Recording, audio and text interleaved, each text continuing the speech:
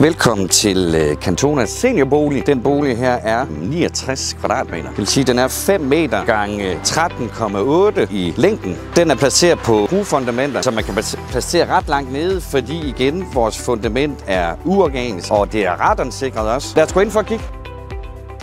Boligen er som sagt flytbar og 5 meter i bredden. Og det har sin fordel, når vi taler seniorboliger, fordi alle vores åbninger er med M9-døre. Det vil sige, at kørestolsbrugere kan også anvende den her bolig her. Dørene er ikke celledøre, men derimod kompakte, så de er ekstremt slidstærke, også med hensyn til lyd. Gulvet igen er et pergogulv med vandtætte samlinger. Huset er sådan set født med 3 meter til kip, som vi stadigvæk kan køre rundt med grundet vores tynde konstruktion. Boligen opfylder selvfølgelig BR18 beboelse, men BR20 lavenergi isoleret.